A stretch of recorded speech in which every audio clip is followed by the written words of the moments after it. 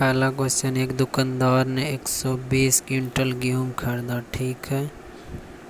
इसका 20% हिस्सा 25% नुकसान पर बेचा।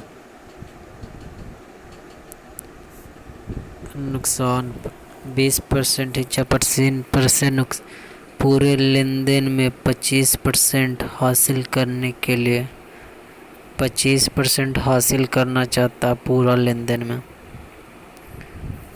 तो 20% हिस्सा 20% कहें तो 1/5 यानी टोटल 5 यूनिट बीट है।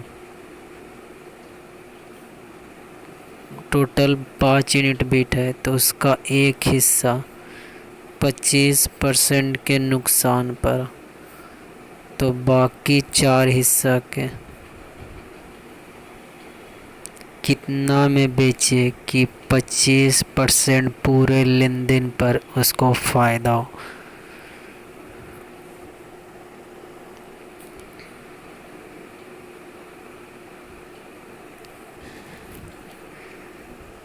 पूरे लेन देन पर 25% का फ़ायदा हो।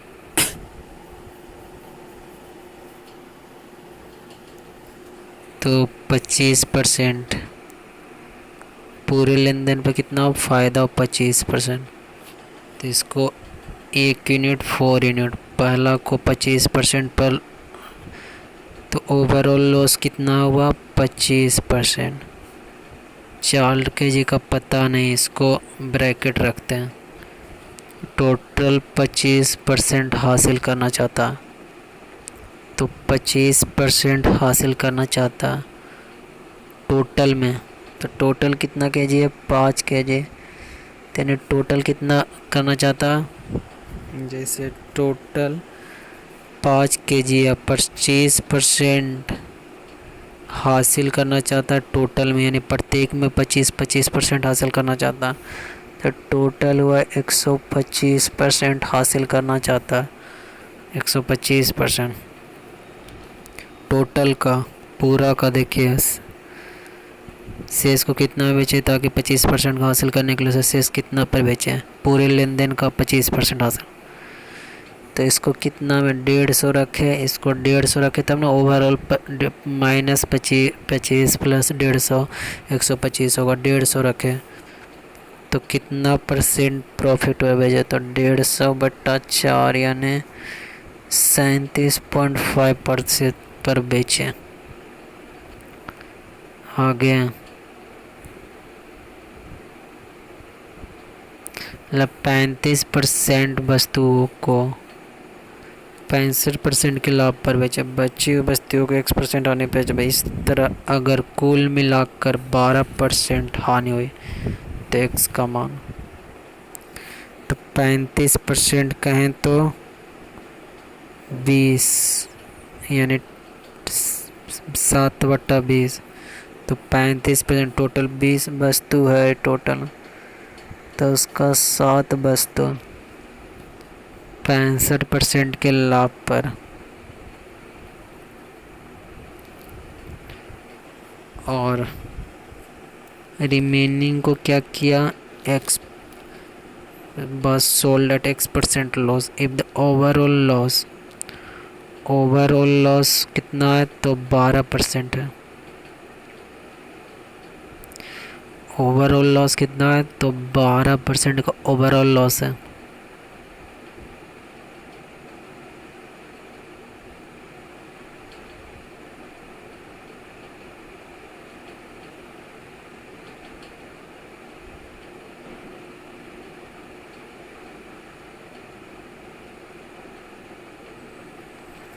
ओवरऑल लॉस कितना है, तो 12%। दूसरा को सोल्ड किया 1% लॉस पर,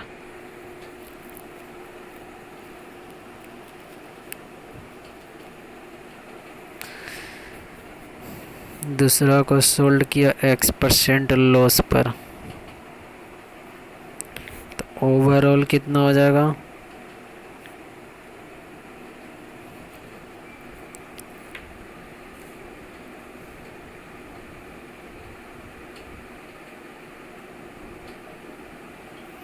दूसरा को कितना हो रहा है कि ओवरऑल 12% का लॉस हुआ।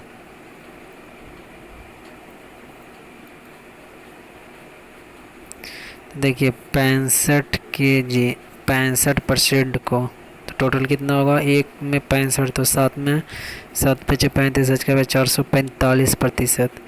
इधर लॉस बोल रहा तो -13x बोला ओवरऑल 20% का लॉस होता है।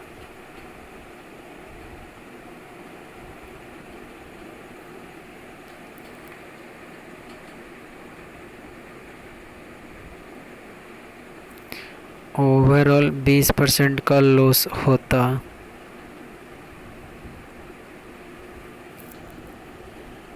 तो ओवरऑल लॉस कितना होता है, 20% का था। 13×7=20, 13×7=20,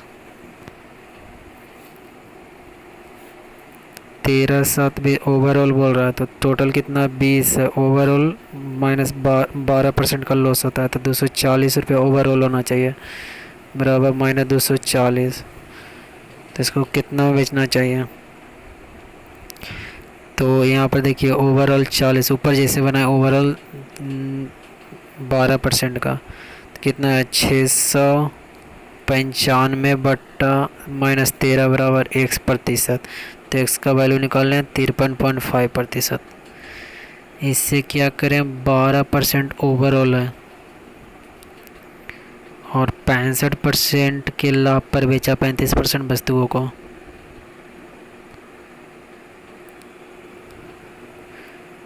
ठीक है, और दूसरा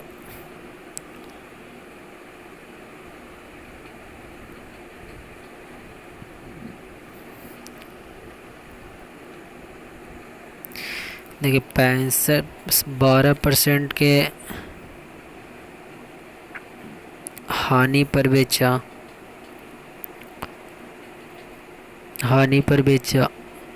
12% की हानि पर बेचा। कुल मिलाकर 12% के आने, पहले पर 65%, दोनों का गैप कितना है 77%, दोनों का गैप 77% है। यही मेथड नीचे वाला ही ठीक रहेगा, ऊपर वाला सा। आगे 1/3 के सामान को 15% के लाभ पर 1/3 सामान को 15% लाभ, 25% सामान को, 20% बाकी को, तो बचा कितना 4×12, 3×12,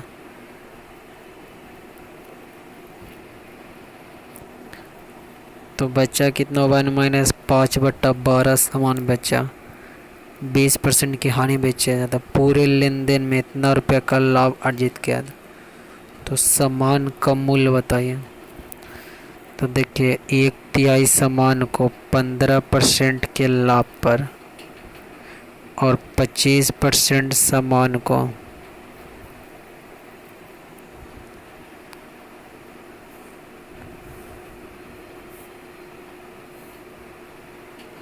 ओवरऑल दिखाता है। 25% सामान को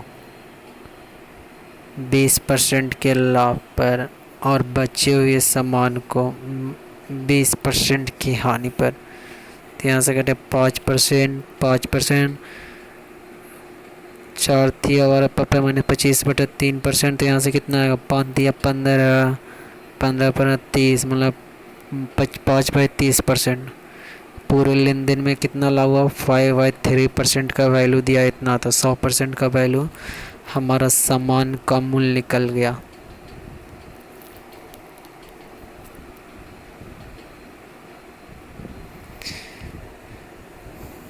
आगे किसी वस्तु के 1/3 भाग को 15% लाभ पर, 1/4 भाग को 20% लाभ पर और शेष भाग को 24% लाभ पर, और कुल लाभ कितना आया 6240, 3 पचे 15, 4 पचे 20, 12 दूनी 24, 5 5 10, 10 10 20%। और यही 20% का वैल्यू दिया कुल लाभ। तो वस्तु का क्रय मूल्य 100%, इसका 5 गुना, तो 0 5 20, 5 दूनी 10, दोबारा 6 पचे 30, 1 3120 रुपया। या ऐसे मान सकते हैं टोटल आर्टिकल 12, दूसरा मेथड। तो पहला 13 मतलब आर्टिकल, पहला आर्टिकल 4 होगा, दूसरा 3 होगा, दूसरा क्या 1/4, तीसरा है 5 मतलब रिमेनिंग 5 हो गया। पहले को 15% की प्रॉफिट पर, दूसरा को 20% की, तीसरा 24%। तो ओवरऑल कितना हो गया 15 4 60, वित्तीय 60, 5 इंटू 24 25 20, टोटल आर्टिकल कितना होगा 5 4 9 9 3 12, तो टोटल 20% का प्रॉफिट हुआ।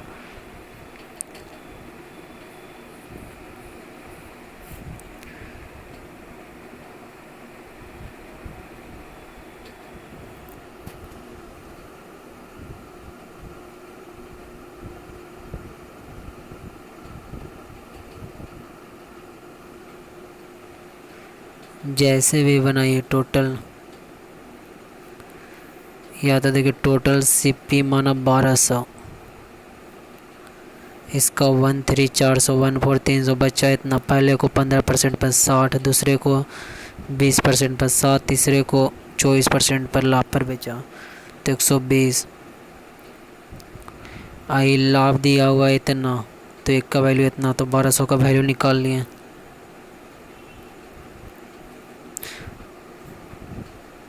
यहाँ बोला 1200, टोटल से भी 1200, वस्तु को 1200 रुपये में, तो 1/3 निकालें। 1/3 बोला ना कि 1/3 15% के लाभ पर, 1/4 बचा हुआ को 15% लाभ पर 15 60 रुपया फ़ायदा हुआ, या 60 रुपया यहाँ पर ऐसे निकाल लिए।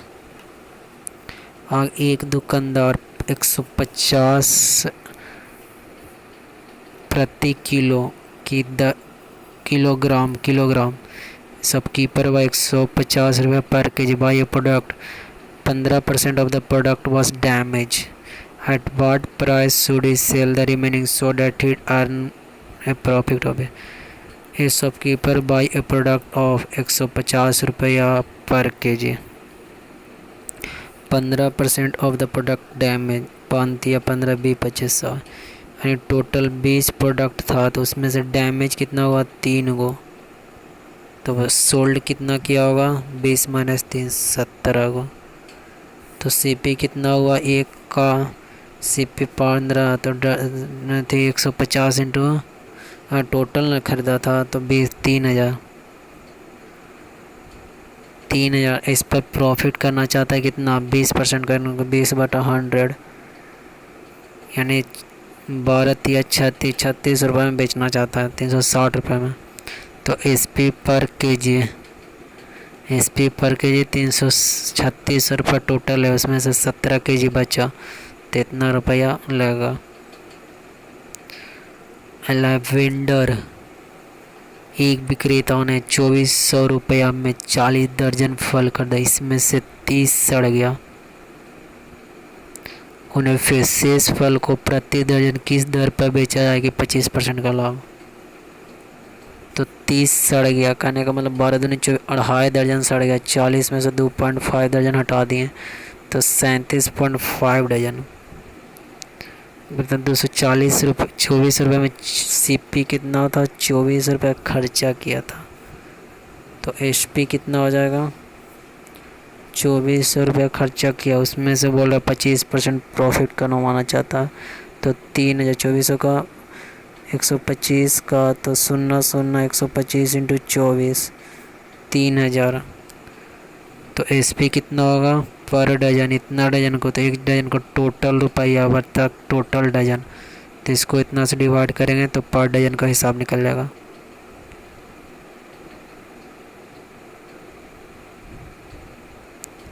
आगे a person buy 140 article at rupees 2400, he sell 33.33% का आने का मतलब 1/3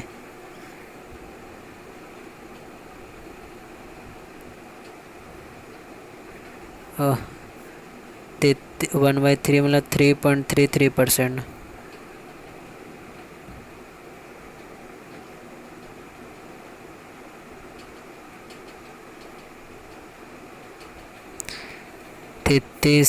3.33% का आने का मतलब 1/3 तो यहाँ गुना किए 10 से तो यानी 10 तो 10/3 3% 1/30%।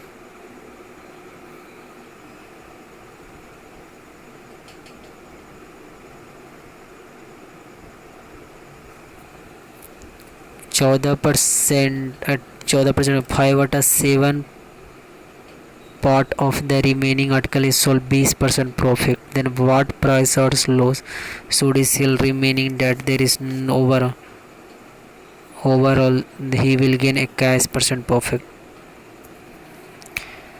तो he sell 33.33%।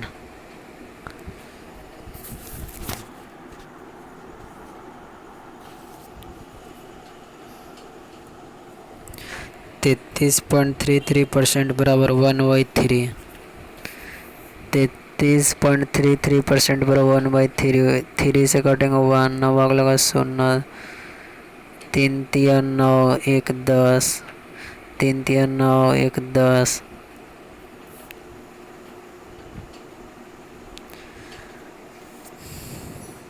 100/3 करते हैं तो 93 100 3 3 9 3 3 9 यानी 33.33% करने का मतलब 1/3 14% भाग लाभ पर बेचता बचे हुए भाग का 5/7 भाग 20% के लाभ पर बेचता।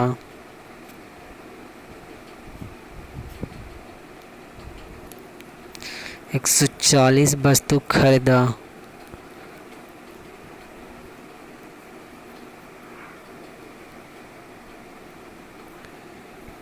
मान ली कि 140 वस्तु खरीदा ना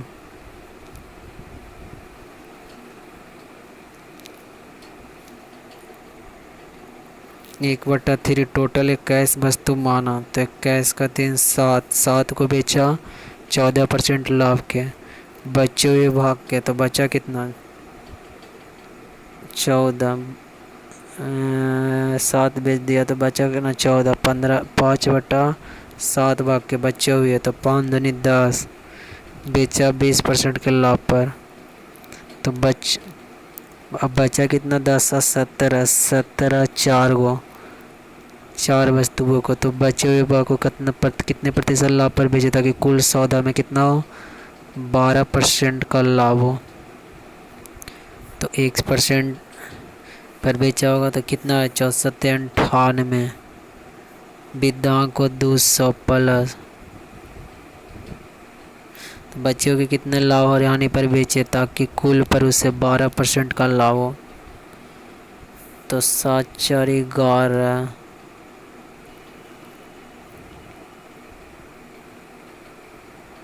7 4 11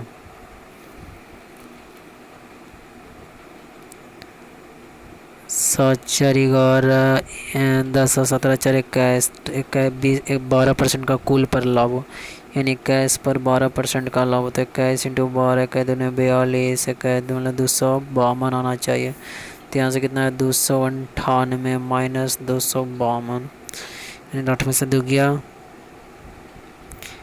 298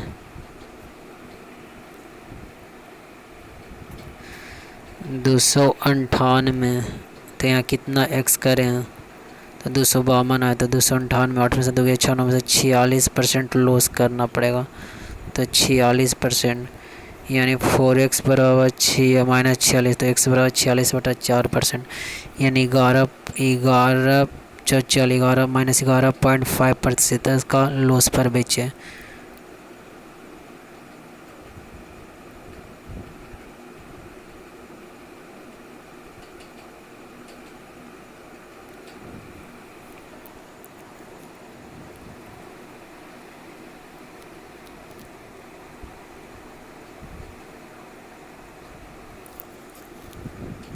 ओवरऑल प्रॉफिट के हिसाब से निकालें। ओवरऑल प्रॉफिट पहला 14%, 20%, 12% के लाभ पर बेचा। ओवरऑल 12% का तो 14,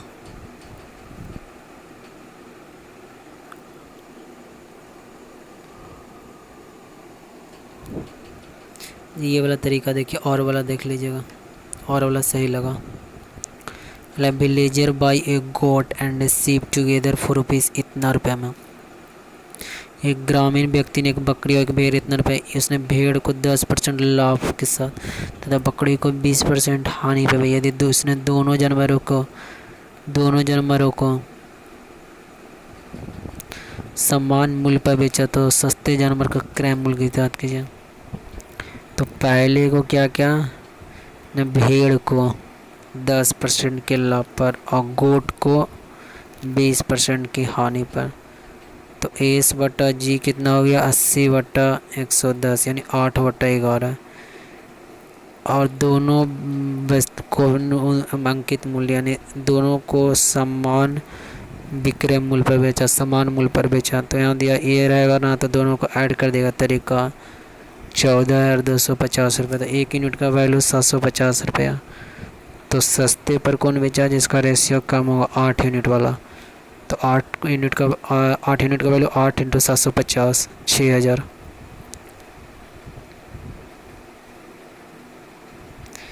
एक व्यक्ति ने किसी कीमत पर 40 वस्तुएं खरीदा। वह कुछ वस्तुओं को 30% के लाभ पर 26 वस्तुओं के क्रय मूल्य पर बेचा दिया। शेष वस्तुओं को 18% के लाभ पर बेचा। तो मान लें कि 40 वस्तुएं खरीदा 40 रुपये में,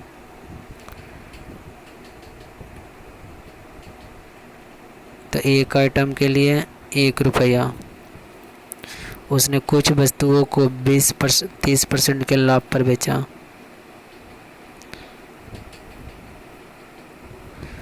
लाभ पर 26 वस्तुओं को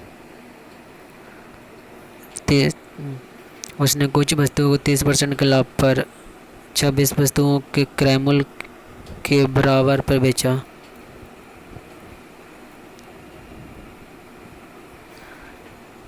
शेष वस्तुओं को 18% के लाभ पर बेचा। तो कुल लाभ प्रतिशत,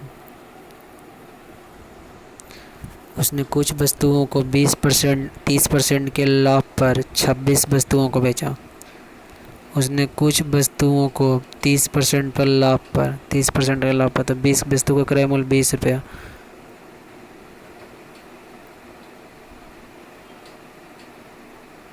उसने कुछ वस्तुओं को 30% के लाभ पर 30% का लाभ पर 20 वस्तुओं का क्रय मूल्य 20 रुपया। तो 30% के लाभ पर 13 दूनी 26। उन्होंने कुछ वस्तुओं को 30% के लाभ पर 26 वस्तुओं के क्रय मूल्य पर बेचा। 26 वस्तुओं के क्रय मूल्य के बराबर मूल्य पर बेचा। 26 वस्तुओं के क्रय मूल्य के बराबर मूल्य पर बेचा 20 वस्तुओं को। तो 20 वस्तुओं को 30% के लाभ पर, तो बचा हुआ 20 वस्तुओं को 18% के लाभ पर बेचा। तो कुल लाभ ओवरऑल कितना हो जाएगा, 600 प्लस 18 360 960 को 40 में डिवाइड करेंगे तो 2496% का लाभ हुआ। दोनों का एवरेज ले लेते हैं, है ना। तो ऐसे भी कर सकते हैं ओवरऑल से। अब बटा टोटल 600 प्लस 360 यानी 960 बटा टोटल प्रोडक्ट 4, तो 2496 24% का। देखिए यहाँ पर देखिएगा, a person purchase 40 items at same price. Had he sold some item at a profit of 30% by selling them at a price equal to cost price of 26 item. He sold some item at a profit of 30%. some item को profit of 30% by selling them at a price equal to cost price of 26 item. तो 26 item का cost price कितना बने, 26 बने। एक item को एक है तो 26 आइटम, इसको 30% प्रॉफिट हुआ बेचा, यानी 13 दूनी 26, x बराबर 20 आइटम को 26 रुपये में बेचा। He sold some item at a profit of 30% by selling them at a price equal to cost price of 26 article. Price कितना के बराबर है? 26 आर्टिकल के बराबर। तो ये समझ गए। आगे देखते हैं। कोई दुकानदार 52 रुपये प्रति किलो की दर से 20 किलो केजी चावल खरीदा 55 रुपये से, तो 20 केजी, तो टोटल पैसा लगा 1100 रुपया। 50 किलो जब 25 किलोग्राम से, तब 25 1250 रुपये। 60 किलोग्राम पहनते हैं तो 18 2100 रुपया। तो वह परिवहन पर कितना, टोटल इन्वेस्टमेंट कितना हो गया? इतना रुपया प्लस 50 रुपये, 4650 रुपये। और चावल के सभी 3 प्रकार को मिलाता है, पूरे स्टॉक को इतना रुपये प्रति ग्राम से, पूरे लेन देन में लाभ बताइए। तो टोटल किराया इतना था और इतना रुपये प्रति किलो के हिसाब से बेचता, तो टोटल कितना केजी होगा? 20 20 40 30 70 10 80 केजी को 62.56 के हिसाब से बेचता है। तो यहाँ काटें,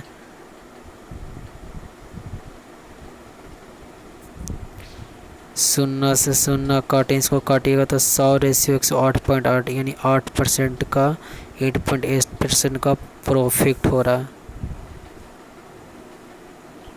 तो ये था वीडियो, चैनल सब्सक्राइब कीजिए।